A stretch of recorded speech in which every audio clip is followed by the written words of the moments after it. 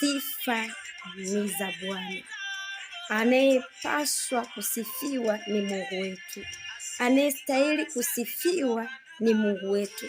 Katika jambo lolote lile tunalolifanya, tunapaswa kumsifu Mungu wetu na kumrudishia utukufu.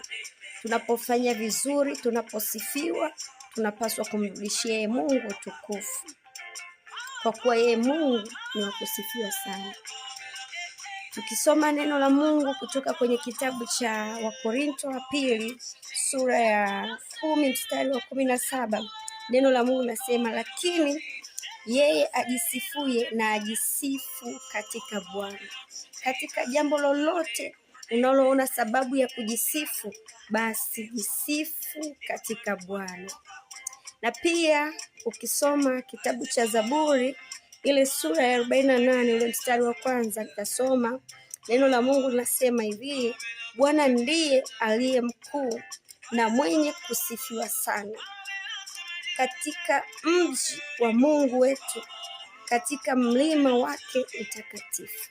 Mungu wetu anapenda kusifiwa. Mungu wetu anastahili sifa, anastahili kusifiwa sana. Mungu wetu anastahili kutukuzwa sana.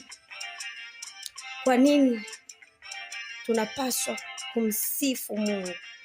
Au kwa nini sifa ni za Bwana? Sifa ndizo zinazomtofautisha Mungu wetu na miungu mingine katika nguvu. Sifa ndizo zinazomtofautisha Mungu wetu na miungu mingine katika nguvu. Haleluya. Mungu wetu ana nguvu, ni wa kusifiwa sana. Hafananishwi na miungu mingine. Haleluya. Lakini pia sifa ni chakula kizuri tunachoweza kumpatia Mungu wetu. Sifa ni chakula kizuri tunachoweza kumpatia Mungu wetu. Haleluya.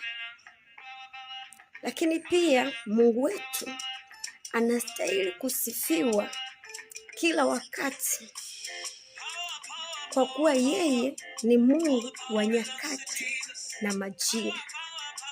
Kila wakati Mungu wetu anapaswa kusifiwa, kwa kuwa yeye ndiye aliyeweka nyakati na majira mbalimbali kwenye maisha yetu. Hivyo hauna sababu ya kusema nitamsifu Mungu kwa wakati fulani tu. Hapana. Mungu wetu anapaswa kusifiwa kila wakati. Yeye ni Mungu wa nyakati na majira. Yeye ndiye aliyeamuru nyakati na majira. Haleluya.